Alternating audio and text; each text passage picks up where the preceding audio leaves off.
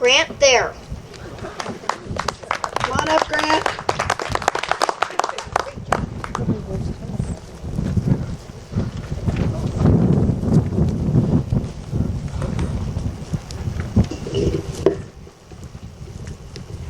I'm not the best talker in the world. I didn't expect to come right back up. One of the things that people keep asking us, and I'm sure it doesn't matter if you're Democrat or Republican, the people that are always in, why are you doing this? Well, I got to tell you, the reason I'm doing it is I'm almost 70 years old. I don't need a job. But I certainly look forward to the challenge. As I look out there in the county and I talk to people in the courthouse, out of the courthouse, well, we don't have an outhouse anymore, but is one of the greatest concerns that people have is a lack of professional politeness, cordiality, analytical skills. We can go down a laundry list of things, but I think the most important thing that the reason I'm running is that I want to be part of the catalyst to make county government better. My view is that as we look forward, Elbert County has a terrible reputation. As you go around the countryside, people actually make jokes about Elbert County and its local governance. And my goal, and the reason I'm running, is because I believe that with the right people in office, we can make Elbert County the best managed county in the state. And by the end of 4 years, we should be able to have people recognize that. And that's going to make time going forward better for all. I still would like your vote. Thank you. All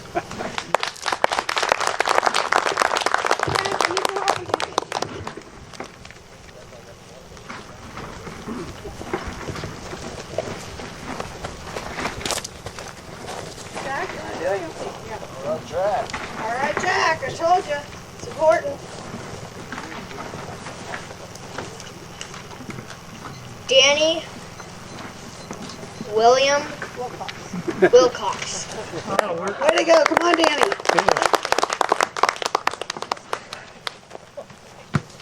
Thank you.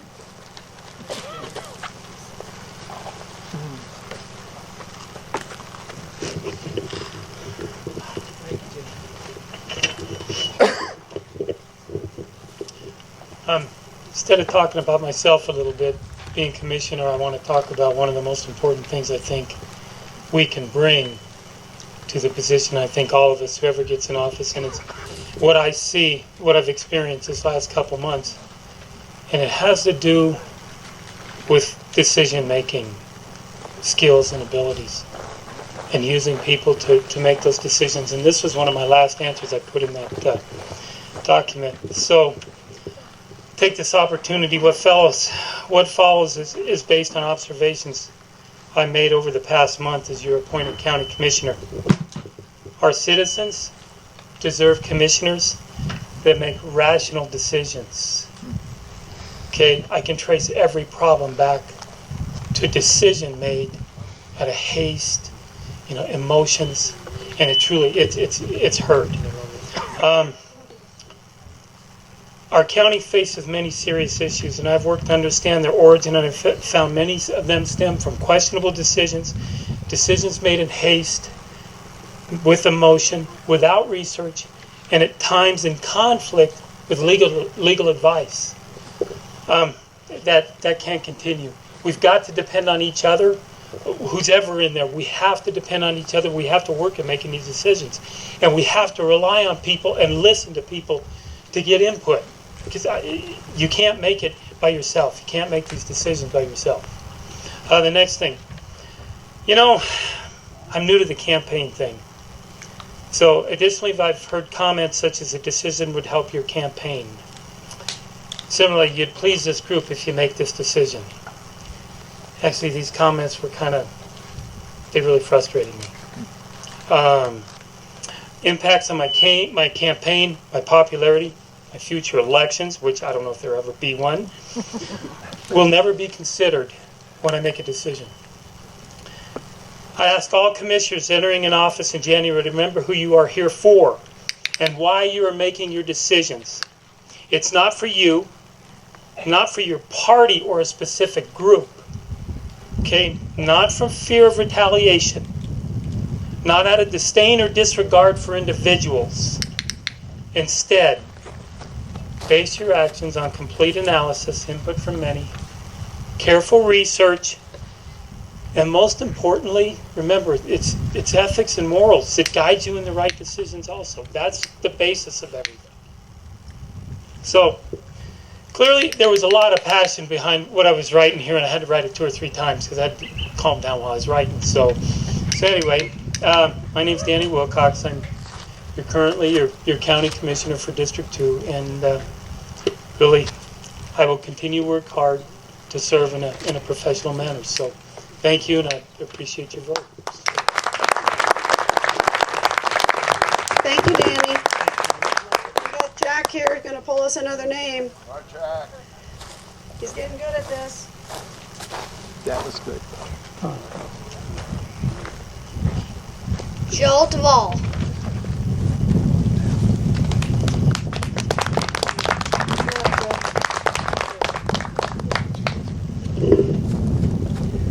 Like the candidates before me have stated, we have a real lack of professionalism in our county. We are the butt of a lot of jokes. I ran 4 years ago for county commissioner, and I think one of my biggest concerns is that our assets have declined another $12 million in the last 4 years. The auditor said this year, and I've sat through many audit reports, that it's the elephant in the room, Elbert County. You guys have got to figure out a way to get some revenue. And every time we have a county commissioner race, the candidates get up and say, I'm going to bring commercial development, I'm going to bring rooftops, I'm going to bring this. We've lived here 23 years. Population has tripled in that time, and we certainly haven't seen a tripling of commercial business. I mean, let's face it, guys, we don't have the infrastructure, and we can't afford the infrastructure. Okay, so one of the things we need to do is make the best use of what we have. And I got to, and you're certainly free to look at this. I got a list the other day from DOLA. This comes from the legislature. It was put out in January 2016. What they do is they take an average of what all 64 counties spend on, for instance, public safety, 19.9%. This graph is with our current budget proposal for 2017. Elbert County spends 47% of its budget on public safety. General government, the 64 counties spend 17.1%. Elbert County is proposing to spend 44%. So the first thing we need to do is reprioritize our budget. We need to get somewhat in line with what some of the other counties are spending. Some departments will get less money, some departments will get more money, but somehow we've got to figure out a way to use the money that we have more effectively. We need to get out there and make sure all the properties are appraised correctly. Make sure all the buildings, all the remodels and all those. There's the percentage that's going around right now is about 40% of barns and things like that are going unappraised. So that's another way we can raise revenues. We need to make sure that the job descriptions for our department heads match the qualifications of the people that we hire. We're doing an awful lot of outsourcing because we have people in there that are somebody's friend or they worked with somebody in a previous job. We got a lot of that kind of stuff going on. So there's a lot of things we can do to find revenue. So again, I've spent 23 years in the county and I've spent a lot of years going to meetings, and I hope that you will consider that experience when you get ready to vote. Thank you. Thank you.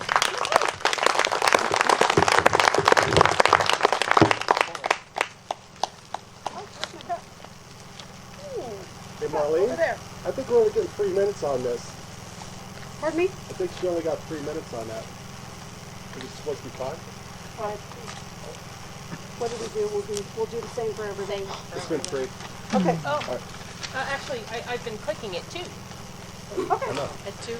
So, okay, so it's all going to be 3 then. Sorry. Well, it's supposed to be 5, but we'll do 3 because it won't be fair otherwise. Okay, well, everyone's been going 3, so 3 is good. All right, I thought it was 2. No, it's good for the question and answer session. Okay. Jack's getting it.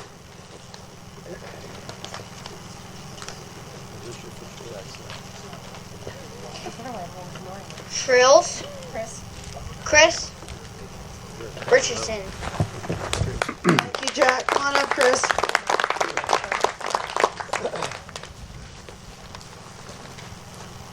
Rearrange the 3 minutes. Right.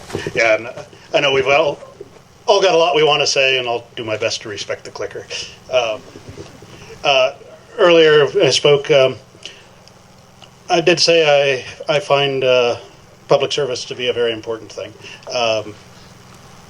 I very much recognize the Army paid for my engineering degree. They paid my salary for, the time I was in the Army, and I'm receiving a taxpayer-funded retirement. If I'm not taking what I've learned over the years and giving back to the community I live in, I'm wrong. So that's really the driving force behind that. That and an 11-year-old daughter who's, growing up here in Elbert County because this is where we chose to raise her, and I'd like her to believe someday that Elbert County is more than just a good place to have been from. It'd be nice if she stuck around a little. But I know it's a broad question about what did you want to talk about. There's 2 things I think that are very important when we look at, the future of our county or what I'd like to see change. Number 1 is our culture and the culture of governance. The second is the responsiveness of our government. Culture-wise, it's been talked to by just about everybody. That we've got to bring more professionalism back. We've had a period of time where we had 3 commissioners that really just couldn't get along, and that didn't help anybody. The fact that a lot of good things happen in the county, absent that leadership, speaks volumes for the folks that do work there now. And I think it's also important to recognize that we're in a really unique situation where, with the resignation of Kelly, Danny coming on board and kind of drinking from a fire hose and catching up on all those things that he might not have been looking at as closely as those of us that have been actively running for a year. We're in a position where we're really electing a full new slate, a full new team of county commissioners. So I think that's a pretty unique piece, but that leadership, that the ability of that new team coming in to work together and set a tone to ensure that people that are working for the county are treating each other correctly, are treating each other with respect, and treating the people of the county with respect is very important. The other piece where I talked responsiveness. We've been very reactive as a county for quite some time. A lot of that has to do with just the level of funding. Jill spoke to that a bit. We are just now projecting to get above the level of revenues we had in 2010. So for the last 6 years, obviously costs have gone up, expenses have raised, and we're just getting back to what we started with 6 years ago in terms of revenue. So trying to put out fires, reducing some of the quality and the quantity of services the county could provide, it was the initial reaction. But if we want to become responsive, if we want to serve the needs of the folks of this county, we got to start planning ahead. We do see some revenue growth. We've got a chance to invest in continuing to grow this economy. And then we got to decide what we're going to do with it. We've got to do some planning. We've got to reach out to folks in the community and find out what does this county want. For the last 9 months or so, I've had a survey online. I'm not sure if people have seen it, but just a chance to get input from the people of this county of what do you think our priorities are, what do you think of our current government services, and what would you just like the candidates to know. If you haven't seen that, you can get to it off the Elbert County Citizens page, and I said I would respect the clicker, so I will. Thank you very much. Thank you, Chris. Oh, you're very welcome. There we are. Come on, Jack.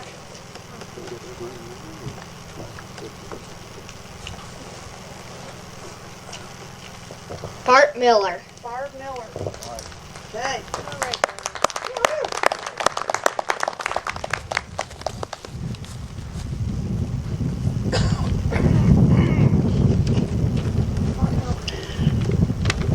Well, on March 5th, I was chosen for this position by the county delegates in Elbert County, and Democratic delegates, and I have been to lots of BOCC meetings since then. I went to some before, but not nearly as often as I have since then. And I've been seeing just all the complications that are present in our current government, and how emotionally there's so much. Sometimes the meetings are just charged with emotion that people are having trouble just sitting still in their seats listening to the things going on with the commissioners and with other issues around. And I want a BOCC meeting that is calm, straightforward, clear, and that there's not a backdrop of just immense emotional conflict among the county employees who are coming into this discussion. I really care a lot about the water in Elbert County. I've been very concerned about it since I came out and realized if my pump didn't pump, I didn't have any water for my horses, and I didn't have any water for me. And so that became a big issue 23 years ago for me, right off the top. And knowing that we have water now and for the future and for our children and grandchildren and great-grandchildren in this county is really important. So that's a very important issue that I want to make sure we don't let other people come into this county, or people in this county come into this county and take away that water from us, or pollute that water by bringing in water from the outside. I want to see what we can do to help Elbert County find solutions for the water issue. I want roads to be as good or better than they have ever been in the past. And I want the quality of the roads, the quality of the work that's done in Elbert County to be the best quality we can create. And I want so much for this county to have good jobs for citizens, so people don't have to always be driving far, far, far away every day to get the money to support their families. I want jobs available. I want businesses to come here from the outside to bring good quality jobs that people can earn a decent living that can support their houses. All right, thank you.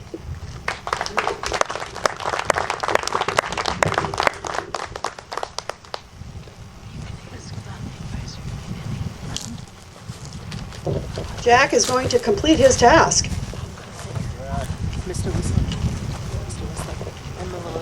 Don Troby.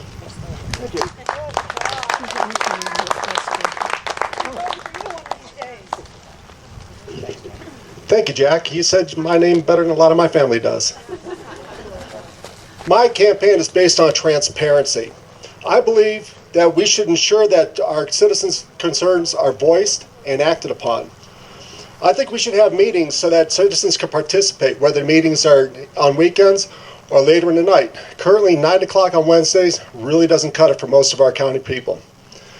I want to be able to explain to our citizens how we're using our money and why we're using money the way we are. Currently, most of our budgets are not put online. There's been a lot of questions. Core requests go in, and their response is, no such record. With me, that doesn't cut it. I think our county department should be publishing their budget and their expenses on a monthly basis, and it should go on the computer. I think our road department should put out the snow routes and the road maintenance schedules. I believe in accountability. Our government should be responsible for spending, operational efficiencies, and project outcomes. We need to identify strengths and weaknesses to determine opportunities for improvement. Our revenue-producing departments are shorthanded. Like Jill said, our sheriff's department seems to be getting the lion's share of what we have. We don't have enough people for code enforcement. We don't have enough people going out and properly assessing properties. Part of the issue as a result is about 40% of the properties are not properly taxed.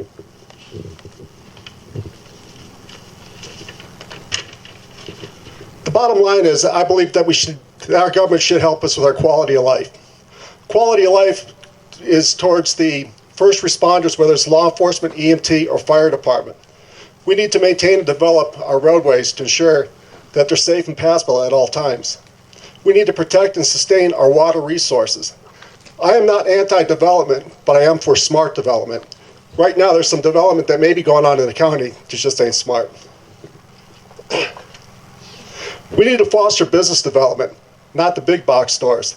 We need to bring in real businesses, light manufacturing, things where we could actually get good jobs so our kids don't have to leave the county. This fall, there's choices to be made. The choices are, do you want the same government or do you want new government? You know, us cops, we have a lot of good stories. I'm going to tell you one. Back in the day, there was a DEA agent who was on the stand who was testifying. Well, he was being asked about a drug transaction that was going on in a distant tree line on a very dark night. Well, the defense attorney kept saying, how do you know he saw this? What did you see? What did you see? And the DEA agent kept saying, this is what I saw. These are the guys who did it. Well, the defense attorney was really frustrated and finally says, tell me, agent, how far can you see at night? The DEA agent said, I can see the moon. How far is that? So, how does that relate to the story? Do you want to elect somebody who can only see the darkness of the tree line? Or do you want somebody who can see a lot further than that? I'm the guy who can see a lot further than that.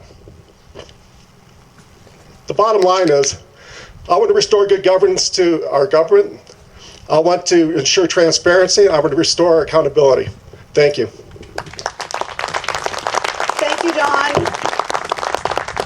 Okay, we've been through the first and the second phases pretty quickly, and that's great. Beth has been running around taking citizens' questions. I think she's got a couple, but I think we have a few people also to introduce. Larry, stand up, wave your cowboy hat. Current County Commissioner Larry Ross, thank you for attending, and I know he's not been feeling great, but he's here, so there you go. We also have Kathleen Conway, who is running for District 64, so she's here as well, as she is an Elbert County citizen, so I'd like to recognize her. Any other dignitaries? Okay. Beth, you want to come up with the... Okay. Lots of food. Please eat it so the little bugs don't try to carry it away. Lots of water, lots of pop over there, some iced tea, so don't get parched. Get a drink. I'm not sure. How many questions about Beth? We take a little break. Anybody got any other questions? Sure. Beth, I got another one. Can I get a piece of paper? Especially for the ones that don't get it. How you doing? Good. Good.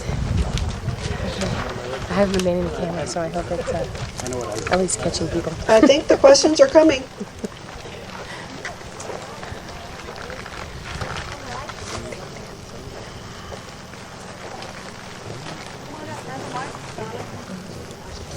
Donna's going to sing and dance for us. We got pictures.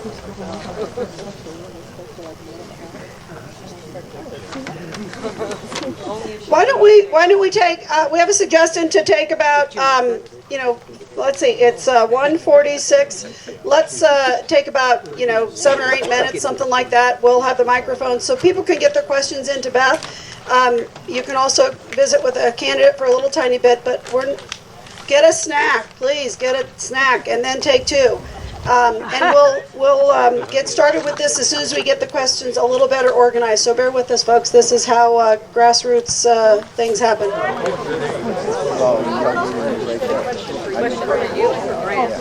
that they can They'll put in passport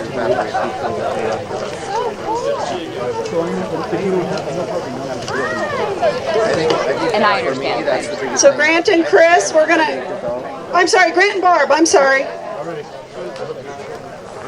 The question came in. Citizen question is, how will you evaluate the skill set or the skill sets of the employees at the county? Do you have a plan for how you will evaluate the skill sets of the employees? 2. Let's do 2. 2 apiece. So, yeah. One of the things that I would do to look at the skill sets of people at the county is to look at their education levels, to see what they majored in, to see what kind of classes they may have had, to know, are they good mathematically, are they good analytically, are they more on the people side of things, are they more better with people issues. That would be the first place I would look. One could give a testing process that would provide other skill sets that you could do that often are done in business situations, governmental situations. One could give something like the Myers-Briggs personality inventory. If you wanted to understand, is this person more of an introvert? Do they not do as well around people, but maybe they do better around machines or in quiet situations? Are they really good at finishing things, or do they keep things moving on and never quite get to the end? Are they more emotional? Are they more logical? All these things can be found in tests, and then you can use those. There are many different kinds of tests one can use to evaluate and look at those kinds of things. The other thing is meeting the people and evaluating just from their own personal knowledge that you can detect is another way to find out what are their particular skills or specialties, which sometimes is really hard to tell until you really get them in a conversation. Right? That's too complicated for me. I'm an engineer, and I base most of my decisions based on desirable outcomes. I would go in, work with the people, figure out what talents they have, figure out what responsibilities we have, and also, probably most importantly, is put together a strategic plan that gives us a vision of where we want to be in 5 years or in the future. And then try and determine what these people and their talents can provide us with respect to getting to where those desirable outcomes are. One of the things that we got to remember is people are people. And I've got probably more education than most of the employees, but that's not the important thing. The important thing is managing outcomes, putting the people in positions where they can use their God-given talents and do good things for the county. There are, as everyone knows, the reservoir of talent that is available to the county is what it is. We have to live with that. We have to work with that. We have to train with that. And also the other thing is that we can, as Jill pointed out, some of the people probably aren't as qualified as you'd like them to be. However, with training, and if we get the outcomes that we desire, then it's good enough. But what is important is how to get better outcomes going forward. And you can't do that by, and I try to make a joke, and my wife tells me my sense of humor isn't for everyone. Shoot them all but one when the one's to be determined later. We can't do that. What I'm saying is we work with the people. The people educate us, we educate them, and we have a plan. Thank you. Thank you, Grant. Thank you, Barb. Next is going to be Jill and Chris. And basically the question, it's written for Jill, but that also means that Chris gets to reply to it. And why do you feel that it's important to attend all the meetings within the county and distribute, it says meetings, but I think minutes and information to the citizens? That's the question, so we'll let you answer it, and then we're going to let Chris have time to visit on that too. How many of you have seen the minutes from the November 18th, 1915 BOCC meeting yet? None. I'm sorry, 2015. Yes, 2015. Whoa. That's one reason why it's important to attend meetings. We don't get the minutes up on the website like we should have. Out of the last 24 BOCC meetings, there are so far only 10 sets of minutes on the website. So that's one of the reasons I go to the meetings, is so that I can see what's going on. I also think the Elbert County Citizens Facebook page has become a good venue for spreading the word. It's a way for me, really, to keep track of what's going on in the county, because our website is sadly lacking. That's a correction that needs to be made. We are paying to have that website done. We are outsourcing that right now, and it's not being done.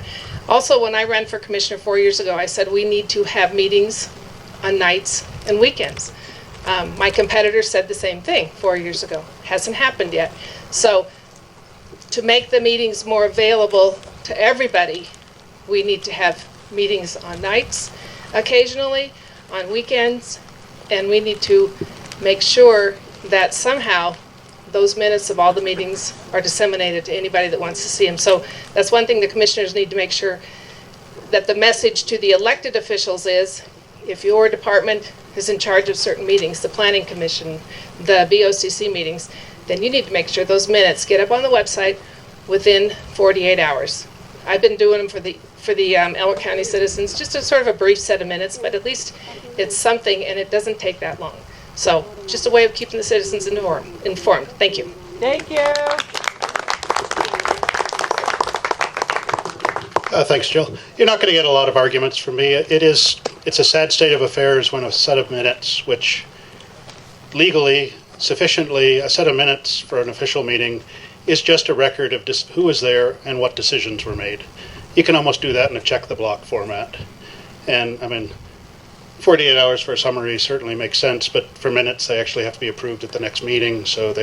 But they should be at the next meeting. The minutes that were taken should be reviewed, adjusted if needed, and approved and posted. There have been some good things happening lately. For those that haven't seen them, the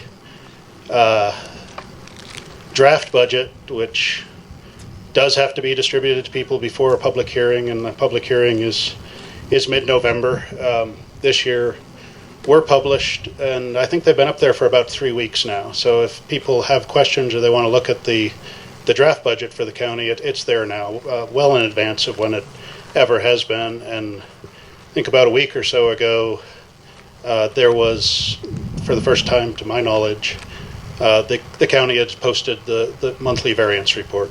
How are we performing against our budget? I know it's reviewed monthly. I've never seen it reviewed publicly, which I also think it should be done. I believe department heads and office heads should be in each month to take a look at and discuss where they are in terms of executing their budget.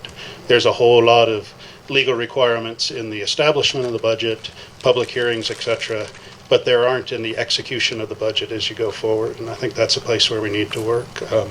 Grant and Danny and I have met and discussed things that we'd like to see several times. One has been a big thing in the past, and I think it needs to be a big part of the future. We have technology here. There was a period of time when the BOCC meetings were streamed live on the website. There was a free service to do that. It took some manpower, and I think in review of people actually watching it, very few people looked at it, and I think a decision was made that it wasn't worth the manpower. But I think it is, and I think we agree that people need to have access to meetings. A business meeting taking place during business hours, which is what the BOCC meetings are, isn't outrageous. Moving around to weekends and others, that's not something one candidate can promise, but I do think what would be really useful are regular town hall meetings out in our districts. If you want to come and listen to a business meeting, by all means, listen to a business meeting. If you have input to the business, make your input. But if you really want to discuss what's going on in the issues of our county, I think town hall forums on weekends and evenings, periodically and throughout the county, would be much more useful. Thank you. Thank you both. Okay, next we're going to have a question. It's for Danny and for Dawn. The question says, water, water, water. What will you do to keep it in Elbert County? So, gentlemen, Dawn and Danny, whichever of you want to go first. Hey, Don. Commissioner. No. Wait. These guys are just too polite. We're afraid. Questions about water. A lot of water issues have to go with overdevelopment. There's a plan somewhere in the county where somebody wants to put in a development of 928 homes. High density housing. 928 homes on about 300 acres with several hundred acres that are going to be left open. The question is, what do you do with all the water? Are they going to put a pipe in? Are they going to create infrastructure, as they call it, to take water out of our county? Sure, there's a water study going on now where it looks like really nothing much is happening. But yet, when I was in Douglas County at their board meeting, there were some people who live really close to our county line who were talking about their wells going down 70, 90 feet, having to get it re-drilled. So, how are we going to keep the water in the county? We need to be smart development. We need to decide through a master plan how we're going to do it. There's a master plan coming open now. I think we need to have a moratorium on any development until that master plan is done. Thank you.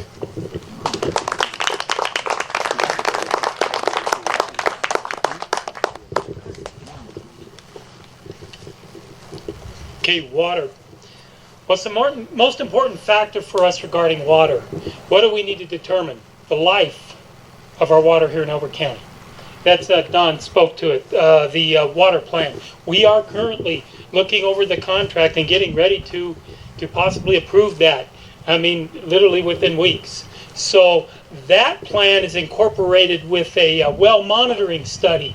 And that in turn will give us essentially the destiny of our water here in Elbert County, which then we can work backwards and effectively plan for that timeline when unfortunately we'll have to look at bringing water into this county.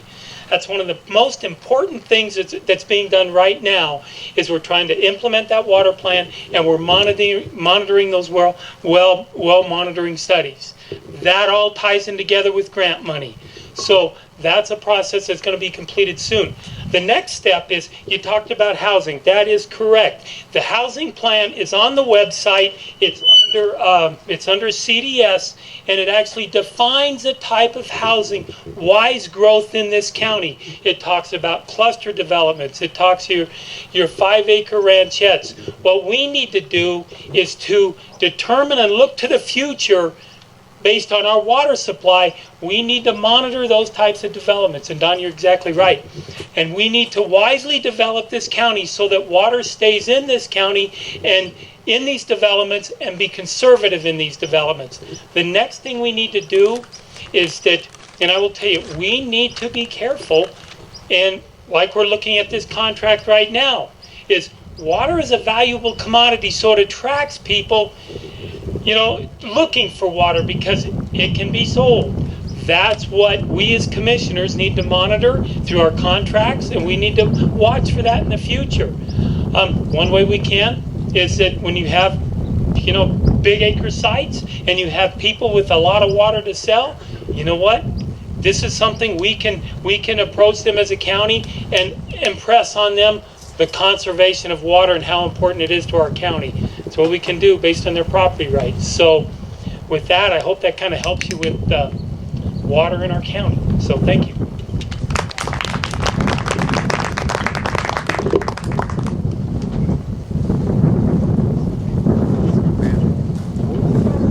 Okay, this question is for everybody, for all of you. And there's been a lot of, everybody in their campaigns has promised that they want transparency and everything like that, and citizen involvement. I would like to know where you stand on a Citizen Financial Advisory Committee, the establishment of such a committee. Will you support that, or do you oppose that? So basically just a quick yes or no and your reasons. Yay, Chris is running to the microphone. He has a good answer. I'll let the folks here decide whether that's a good answer, what I have is a good answer or not. If you want a simple yes or no, the simple answer is yes. But I want to give a few seconds of explanation. I came into this political realm working on a citizens committee. I was invited to join an infrastructure assessment committee for the school district. We spent quite a bit of time, almost 2-3 months, trying to shape what that meant beyond just a title. What was the scope of our responsibilities? What was our expected deliverables? Did we have any authority to do anything other than just advise? Things like that are very important. In the school district now, we have a district accountability committee. It's structured in law exactly what they do. But they review our budget. They assist us in developing priorities. There's a lot of things that a citizens committee can do. Finances, what we do in this county is all driven by resources. So citizens' input and how we use those resources, I do think, is critical. The specifics of how that is done, that needs to be looked at once you actually get into the organization. See where you may have gaps, see what can be filled best. Where do you best need input from the citizens? And then how do you package that? How do you use that? How do you help use perhaps a group of citizens to help inform the rest of the community, the rest of the county, what's in that budget and why it's important? So that was a yes in about 3 minutes. Thanks. Thank you, There you Chris. go. I would definitely agree that we do need a Citizens Finance Committee. We've had it in the past, but one of the big problems with the way that we budget in this community is in this county is we don't have top-down budgeting. We budget from the bottom up. The staff tells the county commissioners how much money they have, and they try and stretch it far enough. If you look at any school district, any town, city, other municipality, the county commissioners or the board, who's ever in charge, creates a vision. These are the things that we need to do. Maybe roads are a priority, maybe this. So the county commissioners would first need to come up with their vision, and then the committee, which should be made up of some people that have some financial expertise as well as some familiarity with the county, could go to work on assisting with the budgeting. And there should also be accountability. There should be regular meetings between the county commissioners and this board, and there should also be regular town hall meetings, maybe quarterly, between the Financial Citizens Committee and the citizens at large. So if the citizens want to have input, it can be done at that level. Thank you.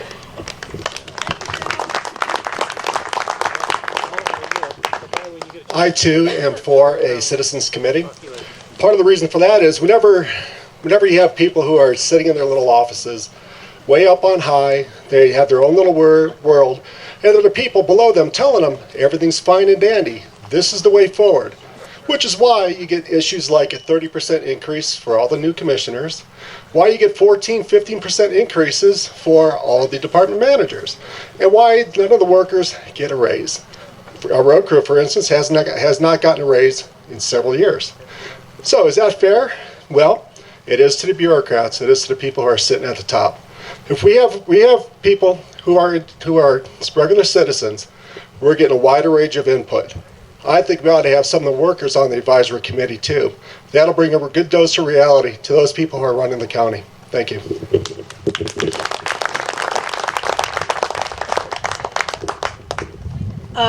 I also believe we should definitely have a Citizens Finance Council to support the commissioners and to get citizen input in the overview of what's really going on into the county.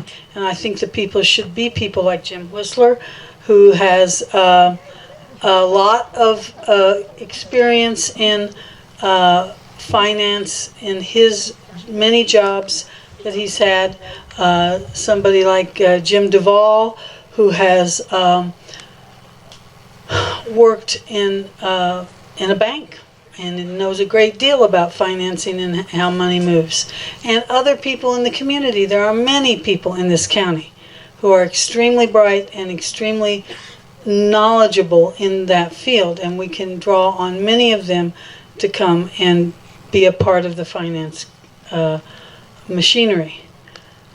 So that particular committee needs to give feedback to the commissioners. It needs to give feedback to the people, and it needs to educate the people as to the state of their opinion of the state of the county finances.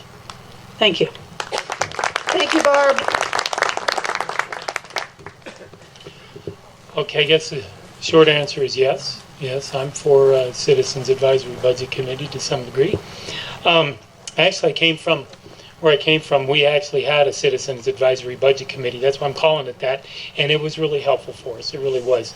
Now, what I think we need to do is that it's going to take the commissioners and also some knowledge, some thought, and in what design, what we want in this kind of committee, what outcomes we want to see, what's the goals, what's the objectives. So I think that will take some discussion between the commissioners that are new into office in January.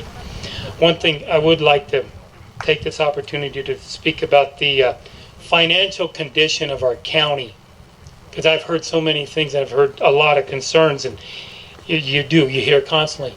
So I took the time to contact Ide Bailey, and the individual is Kimberly, and that is our auditor for the county. And I called her and asked her specifically, can you tell me, first of all, the condition of our county? Here's what she said. She says, vastly improved, and this verbatim, I'll give you her number, vastly improved. Okay, huge improvements, gone from in debt, managed alone, to actually now where you're in the positive, you're actually creating reserves. This is from our auditor. This is an independent individual. Then, after I watched, she says, we're in a recovery mode. True, we are. That's where we're at. And we're little by little getting more reserves and building on those reserves. And then eventually we'll be able to overcome our, like Jill mentioned, our asset depreciation. And it's going to take time, but we are heading the right direction. The next thing I asked her, okay, would you talk to me about the individuals you have to work with in the county? And she says they're the best group of people she's worked with in a long time. And I will tell you, these two individuals are the individuals that are taking criticism from different people that are being threatened with their jobs internally and scrutinized externally. But these are the individuals that the auditor stated that have brought this county, based on their ability and their determination and work ethic, has brought this county, along with everybody else up there, to a better position than we were in 2011. And this is the auditor that has been there from 2011. So, thank you. Okay, Grant. Citizens Finance Committee, is that what the term was? Yeah. I think it sounds like a lack of ambition. My view is we need to have a 5-year or longer strategic action plan. The Finance Committee would be subservient to that. They would be measuring mileposts as you went along. Without a plan, it doesn't matter if we have a Finance Committee or not, we're going to continue to operate as we did yesterday, last year, 15 years ago, 25 years ago. We've got to look to the future. We need to have a strategic plan that outlines the direction and where we want to go, and identify mileposts that'll tell us if we're making progress or not. Then there's a position for the Finance Committee to help us evaluate those mileposts, our progress. And the one thing about the Finance Committee, I'm for it.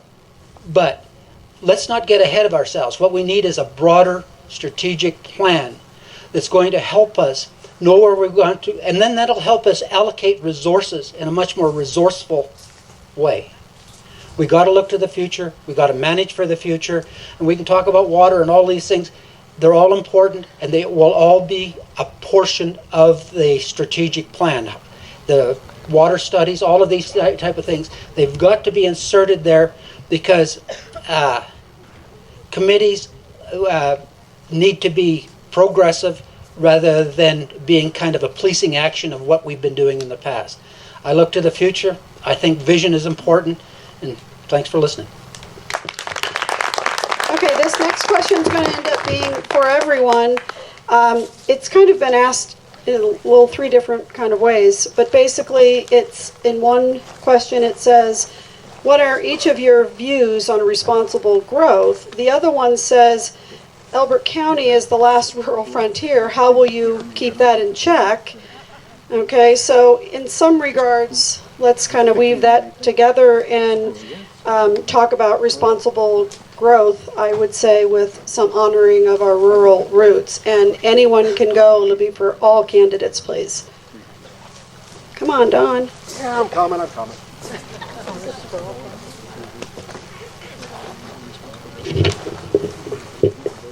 I think the first thing we need to do, since we're in the process of writing a new master plan, is we need to put a moratorium on any rezoning until that master plan is done. So everything that's zoned the way it is, then we can develop it as it is zoned if the zoning is in fact, appropriate and all the steps have been taken to make sure that that zoning was done correctly. Okay, so that's the first step, is to make sure that that we don't rezone anything. We have a lot of developers sniffing around the edges of Elbert County because they know that we have a new master plan coming, and that master plan, who knows, maybe it'll be more restrictive, maybe less, but they want to get in before that master plan is completed. So I would say let's put a moratorium on any rezoning until the new master plan is done. And the Planning Commission has selected a company.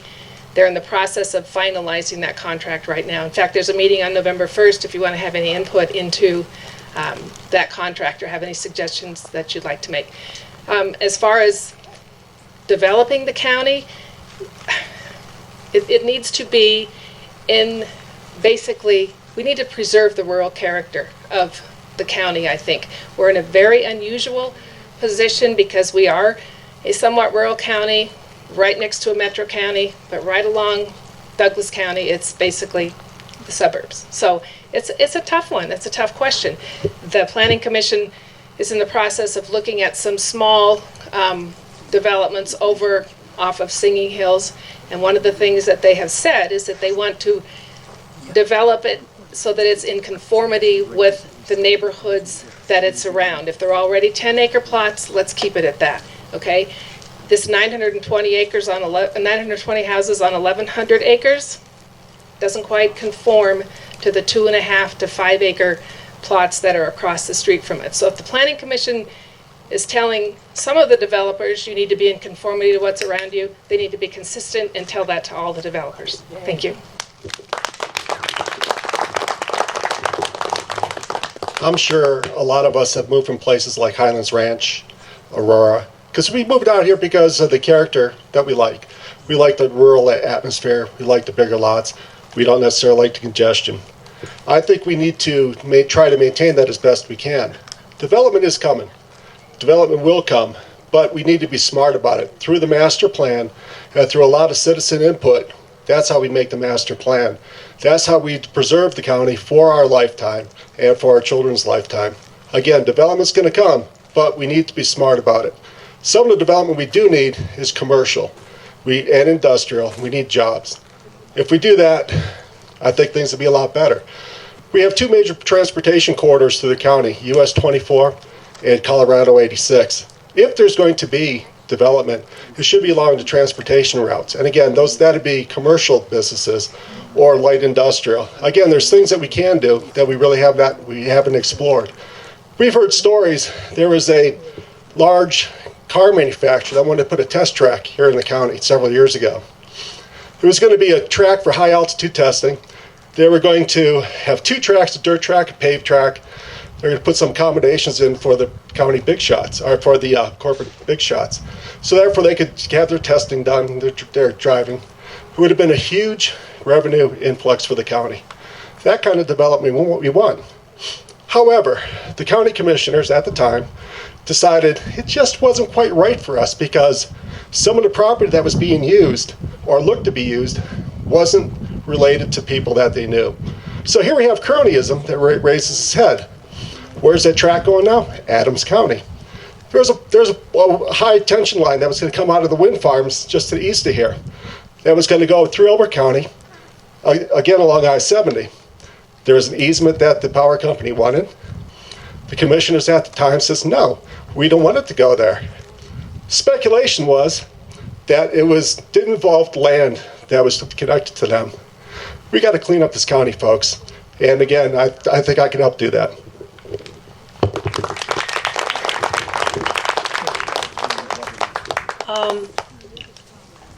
The development of the master plan has always been central, but it's very important too for the commissioners to be paying attention to the master plan when they make decisions. And that hasn't always been the case. I think the master plan should be respected as the will of the people, if you will. That this is coming from the people, and we need to pay attention. I personally value hugely this environment we live in. I happen to have the most beautiful 80 acres known to man. I think that. Anyway, it's got cliffs behind me, and it's got overviews when you stand up there that are just stunning. And it's got hills all around, and I'm protected from all the winds, and it's just stunning. I just want to live there the rest of my life. I mean, that's how I feel about Elbert County. And at my current age, I think I've got lots of years left, because I've got a good health and good strength and good many things going for me.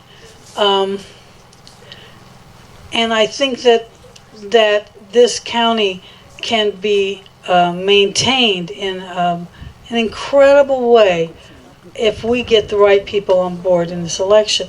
I think that we can. There are many people here who are running for this office who have some pretty clear vision about where things are going.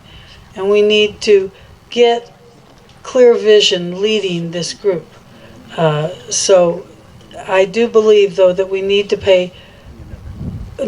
make sure that we don't let the master plan get hijacked in this process by changing and changing and changing things beforehand. Thank you.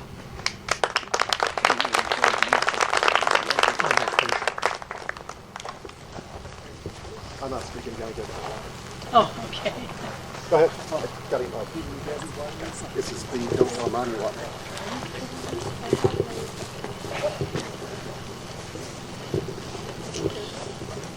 Okay, I'll speak to the master plan just a little bit. One thing, we're about ready to get started on that master plan, and Chris and Grant know much more about that process and everything that is regarding that plan, more so than I do. But one thing I would advise us on, once we complete this master plan, the one thing you need to do is be sure that it becomes a living document. And by that I mean you always need to reference it, you need to update it, and that's an important factor. I learned that from my previous employment, is that, and the way you do that is you set up strategic planning, master planning. Your master planning actually ties into your strategic plan. You have annual plans, and you actually build those in your organization. So I want to talk to that, and then I'll let Chris and them talk to the master plan more so. But however, development, folks, this is a really important time, because we have a lot of people approaching the county with developments. We do. This is an opportunity I don't think we should pass up. Granted, I understand the master plan is not completed. However, we do have a housing plan that is currently outlined, on the website, and it's a good plan. It speaks to cluster homes, like you folks have mentioned, like you guys are talking about up there off Hilltop, and it speaks to your ranchettes, your 5 and 10 acre sites, and it speaks to how they should be disseminated so you maintain that rural character of the county. I think in the meantime we still try to rely on that so that we don't miss out opportunities on rooftops. Truly, when you look at it, what happens? You need rooftops to support commercial development. When it comes down to it, you got to have them. So with that, thank you.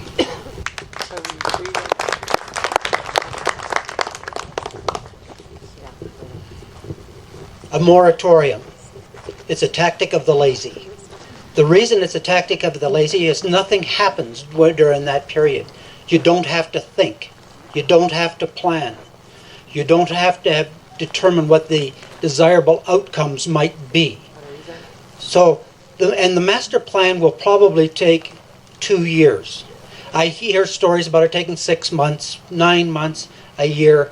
But in a practical sense, if it's put together properly with citizens' input, which is very, very important, it'll take 2 years. We cannot have a period of total inactivity in the county for 2 years. Rezoning. She was talking rezoning. Master plan. Rezone. Master plan. We got to start at the first. And that was what the basis of the rezoning comment was, is the master plan. So coming back to the real issue here is what we need to do is have the public elect a thinking group of commissioners. Not all guys, maybe. Hope not. Maybe. So the point is that we got to think our way through this. We got to get the master plan updated, and if that results in some new and better rezoning rules, I think that's great. If it results in some new and better regulations with respect to water, that's great. But we've got to, one of the things about a moratorium is, using some people's language here, that would mean 2 years of inactivity. In 2 years of inactivity, do you know what you get? 2 years older. You don't gain anything in terms of the managing of the county business. I really think that the county business, with a proper strategic plan, overlaying or underlaying, whichever is the right word, by a quality master plan and updated rules and regulations, I think is very, very important. Thank you.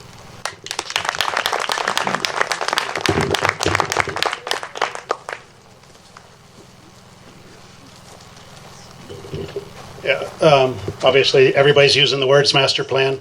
For those that don't know it, the current master plan is 21 years old, so it could drink today if it wanted to.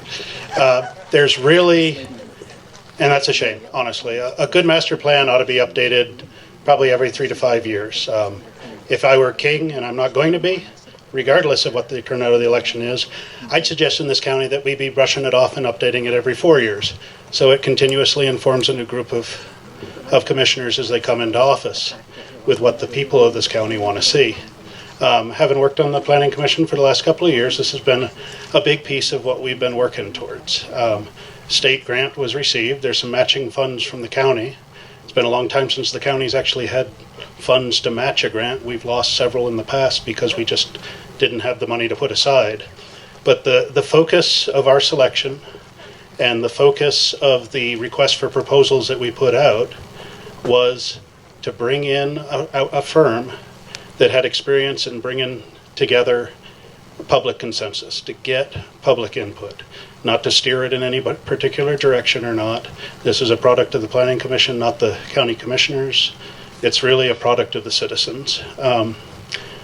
So that piece is moving forward. If you look on the state demographers' figures for Elbert County, right now they're saying that we're going to double in population in the next 20 years. I honestly don't see that happening, but if it were, just to put this in context, that's 9,000 homes that would be added to this county. I think Don lives, you're over in Spring Valley, that's about 300 homes-ish. That would be 30 Spring Valleys in the next 20 years popping up around this county. Nothing like that's going to happen. You can't do that in the time period that we have. It's not what I think the people of this county want, but that's the scope of what you're looking at. Spring Valley's been building out for quite a while now, and they're still not where they want to be. If you wanted to start a Spring Valley, one or two of them every year going forward, you're just not going to see that in this county. You'd have to have an economic boom in this country like we've never seen, with no downturns in the next 20 years. We have the ability to control growth. And the clicker's clicking me off, so I'll move on. But thanks. Okay, we're going to do one last question, It's actually for Chris and for Jill, and then if other candidates, if you feel compelled that you'd like to speak about it, that would be great. And then what we're going to do is take a photo of each of the commissioners. We want a group photo. The newspapers would like that. So the question that is written says, Elbert County Public Safety budget is way out of whack. The sheriff's office is getting increases every year. This department needs brought back in line. How will you do this? So this is a Chris and Jill question, and others may answer it if you like. Okay. Yeah, I suspect we'll have very different answers. First, the premise of the question is that the public safety is getting way more money than they should. I wouldn't say that's true, but I do want to put some things in context.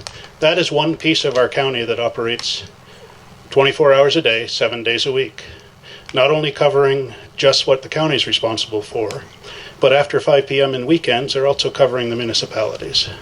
So the workload on that section, just the man hours that are being funded in that office are tremendously greater than any of the other offices in the county that operate 36 hours a week. Now, I'm not saying 36 hours is the right answer either, but there has been a open process as budgets are developed. The requirements to be funded are known. They're brought forward in public hearings. We've got other sections, and every other section of this county has people in charge, people that have been elected or hired to lead them, that state what their requirements are. And then commissioners, and our role as commissioners is decide what are the priorities there. We're never going to have enough resources to do everything we need to do. But I would say quite clearly that one of the biggest priorities for this county, other than the general ensuring our ability to sustain ourselves in the future in many ways, and that's water, it's roads, it's etc., is providing for the safety of our people. So I don't think it's horribly out of line. I'm sure we saw some charts and graphs that you know, if you pick data and you show it, it may look too high, but I'm not setting this year's budget. I will be heavily involved, as will the other two commissioners who are elected, in setting priorities for the future and setting them early and being involved in this as they're developed. So again, the premise is there's way too much money. I'm not sure if I agree with that, but I do agree that public safety is one of the priorities for this county. Here you go, Jim.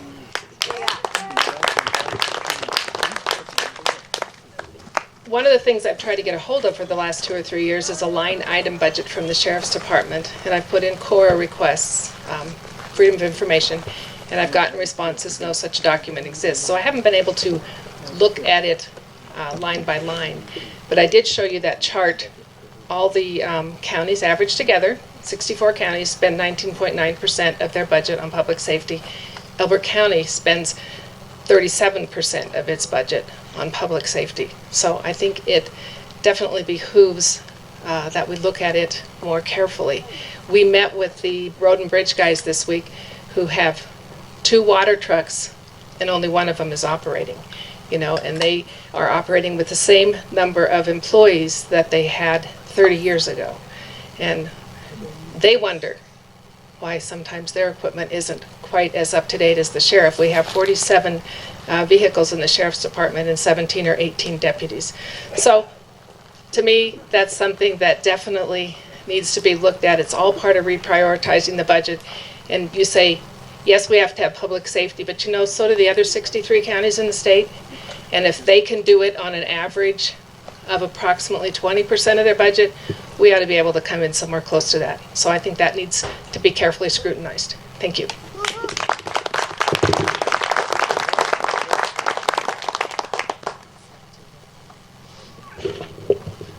My career has been in law enforcement, 35 years. I've worked a lot of different jurisdictions. I've seen how things work, and I have a really good idea how things work, having managed investigative groups, and also worked along with state and locals. We really, I think our priorities are kind of askew. We have 47 cars, 46 cars for 46 employees. Sounds like everybody gets to take a car home. How many of you folks get to take a car home after work? Sure, law enforcement guys, I can understand that. They have a reason to take a car home. The command staff, I can see that as well. The administrative staff, I don't know. The jailers, why do they need to take a car home? The cooks, do they take a car home? Well, the sheriff doesn't tell us that. I sat down and asked them, but we never really got that answer really answered. So, my question is, I think we need to rethink what we're doing with the sheriff's department. We have our revenue producing departments that are starved. They're short people. There's a lot of things they can't do. If we're collecting the proper revenue from the people who owe the revenue, a lot of things get paid. We could address a lot of things that we currently are not. Sure, law enforcement is very important. Nobody likes their house getting broken into. Nobody likes to see their stuff getting stolen. And ultimately, you have to have some kind of deterrent. But too much deterrent becomes a problem in and of itself. Some of these folks are saying things are fine just the way they are. Well, there's two kinds of people. There's thermostats and there's thermometers. A thermometer will tell you what the temperature is. A thermostat will set the temperature, and that way the thermometers can know how to read. Thank you.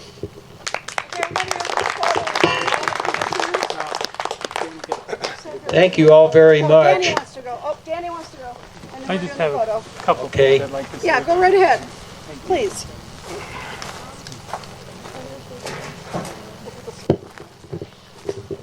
Okay, a couple things about the sheriff's office is, one, they do have take-home vehicles. And the way the sheriff has managed that is, because I've asked that question of the sheriff to see truly why. Well, what they do, they allow some of the officers that live in the county to take their vehicles home based on response. So they don't have to go back, pick up a car and respond. So that's one of the reasons why the sheriff has allowed that.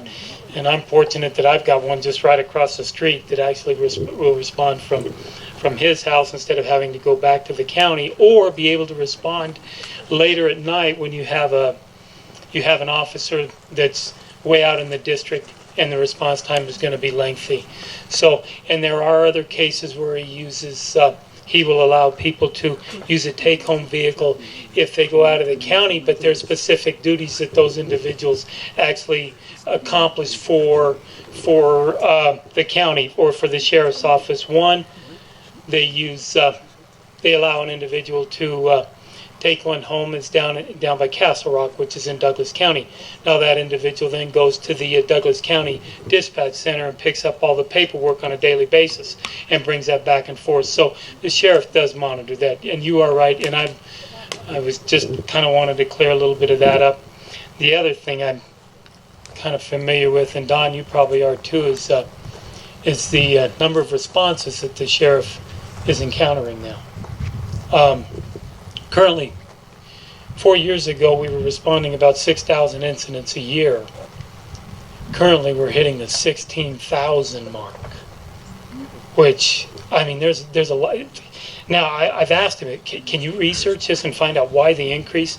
And it's not traffic citations, because that was the first thing that comes up. So that is a huge response. And when you talk about the sheriff's office, those responses are not single unit responses. Those are actually, they take multiple resources, especially if you have arrest involved, because then you take them to the hotel. So then you also require more resources that you have. And currently our inmates, we are taxed with the number of inmates that we have. So all this kind of leads to an increased cost, plus, like Chris mentioned, the 24/7 operation. But that leads to the increased cost for the sheriff's office. So with that, thank you very much. Got something to say. We'll get your photo. The question was about budgeting. Somehow or another, somebody made the pivot and it became about the sheriff's office. Let's return to the question as asked. And the question as asked was related to the budget. And one of the things, as you studied last year's budget and the current base budget, draft budget, you'll note that, well, one of the things when you go and talk to the employees, it's always amazing. They say, Grant, you've got a very varied business background, but you don't understand government accounting. And I says, well, what do you mean? Doesn't it mean cash in, cash out? So if you go in, cash out, and look at the budget in detail, what you'll notice is that the revenue side of the budget has been starved. Dawn mentioned that. It has been starved. The assessor's office has been starved. And the vision part of the budget has been starved. And I think that's the most important part of it. If you study the income stream of the taxable income that we get, 93% of it comes from rooftops, residences. 7% comes from economic development. So what I want to say is that with a proper strategic plan for the future, I think that we can spend some time trying to balance that revenue side of the stream, and with a more balanced revenue side of the income statement, we will have more money to do the things that we need to do.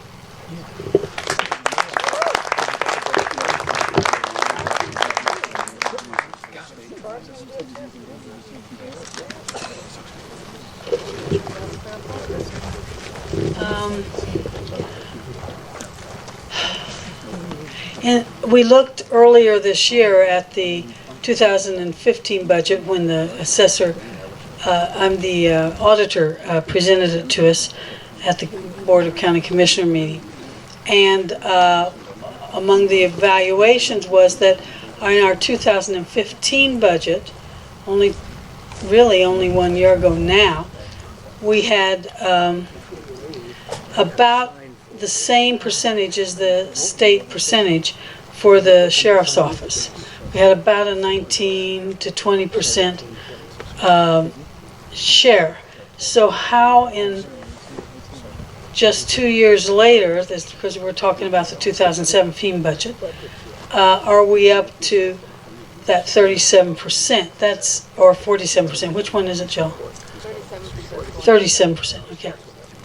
For the sheriff's office. And so that percentage is almost double, and it's only 2 years later. It just seems to me that if we really look at that, there's something out of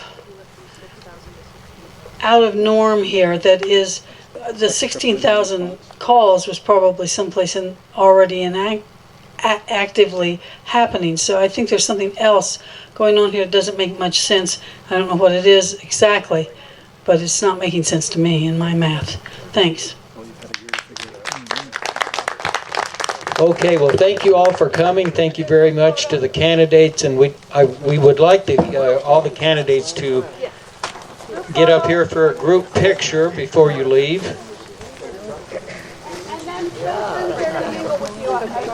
And then feel free to just mingle with people and ask questions and do whatever you want to do.